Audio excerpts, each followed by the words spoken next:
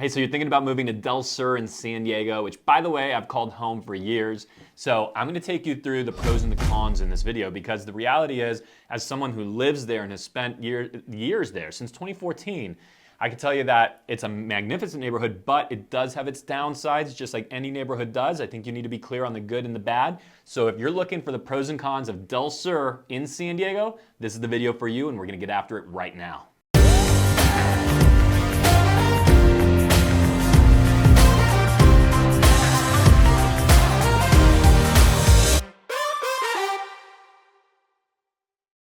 If this is your first time to the channel, you want to know everything there is about living in San Diego or any of our different neighborhoods, if you already do live here, this is the place where we keep it real on this channel. Just tell you the good, the bad, the ugly, everything there is about what it's really like to be here and to be a property owner in San Diego County. So if this is your first time, make sure you hit that subscribe button, tap the bell for notifications, and you're gonna be the first to know of any changing market conditions in San Diego and any new growing hotspots or problems that we need to make you aware of so you can make the right decision as far as what the right neighborhood would be for you, whether you're making an in-town move or coming in from out of town. I'm Dan Beer, and every single day people just like you looking to make a move within San Diego or to San Diego are sending us text messages, phone calls, emails, or we're setting up Zoom calls.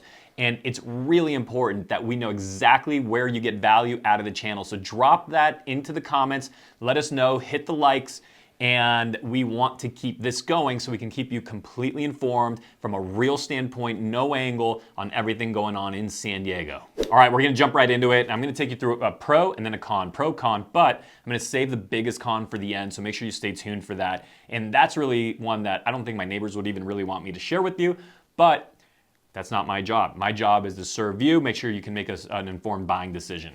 Pro number one, and unquestionably, no one would ever argue that the schools in Del Sur are just top notch. They're top rated, they're awesome.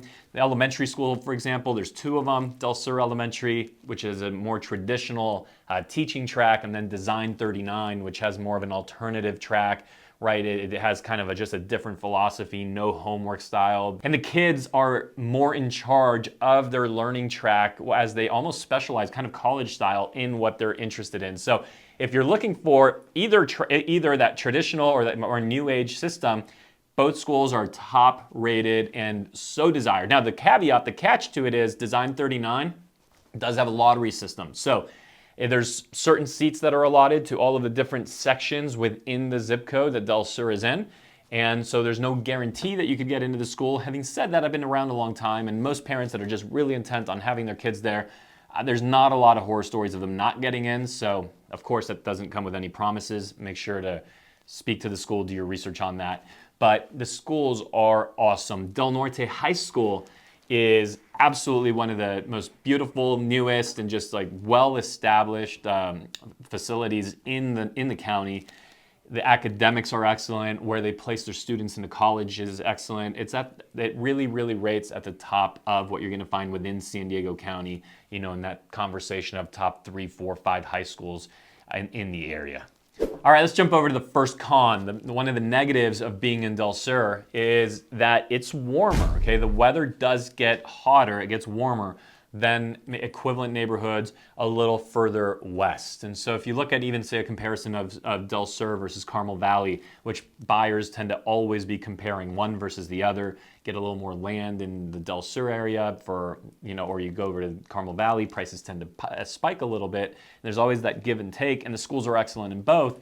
But the temperature, no one's gonna argue, right? You can argue all day long, hey, I like that community better, I like this one, but it's warmer, it's hotter. So let's just take a random, say, day in the summer where Carmel Valley might be hanging out at 76 degrees, super comfortable. You could be hitting 83, 84, 85 degrees in Del Sur, even though it's just a short distance away.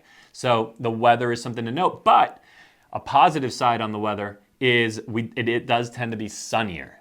So there's overcast weather in San Diego, and specifically in those summer months. So you could very easily be in a cloudy day just a few miles west in Carmel Valley, Del Mar, Rancho Santa Fe, and then you go over to Del Sur and you just have blue skies above. So it just depends a little bit on what you value, what you want, but it's an important thing to be aware of, and if you're a heat averse, definitely you'd want to know. Jumping back over to what's great about Del Sur, and something that I personally just soak up I want to say every day almost. Of course, it's not every day, but it seems that way. And when it's not, I want it, it's the surroundings. The trail, there's miles and miles and miles of open space canyon trails. There's a beautiful trail system, and then also it's on the footbed of, and the foothills of Black Mountain.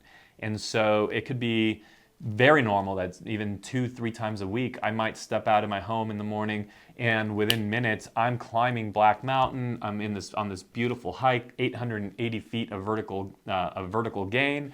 Takes me about 50 or so minutes round trip, and then I'm off to the office and at my 8 a.m. appointment. So it's just this beautiful setting. And now that's more of a steeper climb, but of course there's just all these open trails that I'll take my kids to, that I'll take my dog to, that my wife and I will take walks in, that we'll get together with friends and enjoy some wine and just literally meander around all this open space. So it's beautiful. Some of the sunsets are stunning, and purely from an aesthetic standpoint, when you get out of kind of the more clustered up streets that, it's just homes, streets, it's a very much planned community. There's no disguising that. I mean, it's 100% that. But when you get into the perimeter of the neighborhood and all of a sudden you have these open space environments, it is absolutely awesome. And it comes complete, of course, with everything, including rabbits, coyotes, and everything in between.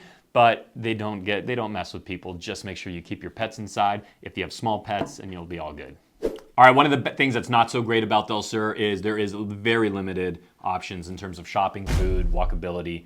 I mean, put it this way, the most exciting thing that we might do on a weekend, if we're gonna stay in the neighborhood and gonna go take a walk that's not in the canyons are beautiful, but if we're going to look for shopping, food, etc., about the most exciting thing we can do is go to Target. Get it? Like, there's not a lot to do. If we want to get really wild and not go to Target, we might go to Chick-fil-A. And so it's like that type of place. There's just this little plaza. It's called the Del Sur Town Center. It has a bike shop. It has a coffee shop, Starbucks. Nothing nice and cool and local. It's just Starbucks. It has a nice little juicery. It's called Choice Juicery, which actually we've done a feature on this channel for. Now they have a few different locations, but overall, you're talking about a big parking lot with anchored by a Target, and then a few shops, an Italian restaurant, a Mexican restaurant, and like there's just not a lot there. Though this sushi place, I have to say, is pretty darn good. Actually, I ordered delivery from there yesterday. But if you're looking for more access, it's going to be a tough call for you. And I know that my wife and I, we've definitely been through that, because before living here, we lived in Del Sur. We lived in Hillcrest, and in Hillcrest we had a gazillion restaurants, donut shops, bars, nightlife, entertainment, just everything you can think of within blocks of where we were. Every cuisine you could think of, and really authentic, right? Like that, not that kind of manufactured suburban type of feel. And now we're anchored by the Target. And my wife, by the way, grew up in a gigantic city. I'm from Mexico City originally, and so it was kind of that, should we go there, should we not? Of course, we went to Del Sur for so many of the pros, and we'll talk about that more, in the space and what it's done for our family, what it's done for our kids, how safe it is. We'll get into the pros here in a minute, but you have to know you are going to give up a little bit of lifestyle if what you desire, what you consider lifestyle is, grabbing your friends, going somewhere, walking, leaving the car behind, having a glass of wine or two, and just having a little bit of entertainment within walking distance. That will not be happening in Del Sur.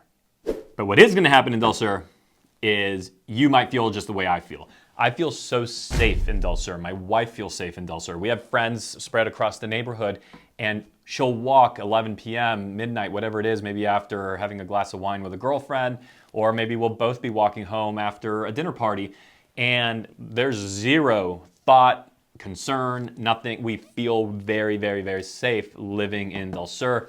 Our kids ride around to the parks, which, by the way, there's 12 different parks. I believe the number is 12. It might be 14. But there's so many different parks that all have their own pool. So jungle gyms, etc., all that, grassy area, but pools, hot tubs spread out throughout the neighborhood, and it's all included with a very low HOA fee. So it is a really amenity-rich neighborhood, and it just has this feeling of, we've never been worried about our kids being at the park, and if we're home, because the park's across the street, and the park is virtually across the street from wherever you live, right? Within a block, within a half block, 2 blocks if you're super far away. So it has that aspect to it of, just not having to worry so much, kind of even what we romanticize a little bit of, say, the 1950s with the kids kind of running around in the neighborhood and doing their own thing. And you'll see a lot of that in Del Sur. So it kind of brings that old America feel back a little bit. And I have to tell you, it's something that we really love about being there. Now, a con, a negative that I want to bring to your attention, and I mean, I see people sometimes illustrate this one as a pro, but I don't think so. The location. So sure, location theoretically is awesome because you're west of the 15, you're butting up on Rancho Santa Fe and Carmel Valley's around the corner, you can, right? But there's not so much going on there other than the hiking and the outdoorsy stuff, which is beautiful, I love it. But if you're trying to get to anything in San Diego, you want to go, to a richer like restaurant scene, if you want to get to the stadium, if you want to get to wherever your kids might be at camp, if you want to just get around San Diego, everything tends to be like 20 minutes away, if not 30. So if you look at a map of where Del Sur is located, you have the 56, the 56 freeway, and then you have the 15. And you'll see that Camino del Sur, which loops north off of the 56, and then eventually takes a right turn and goes east all the way over to the 15 and turns into Camino del Norte. Del Sur is kind of at the very extreme, like it's at the furthest point from both of those freeways. It's all the way where where Camino del Sur starts to curve and turn into Camino del Norte. So it has kind of equally poor access to the 56 and to the 15. Not that it's not terrible access, but it's just somewhere where you need to expect that you're going to spend 10, 12 minutes or so just trying to get to the freeway so that then you can drive to wherever you're going, making pretty much everything in San Diego with it be like a 20-minute, if not 30-minute drive if you're trying to get to the downtown area, or if you're trying to get further up north, say to parts of Carlsbad or Oceanside.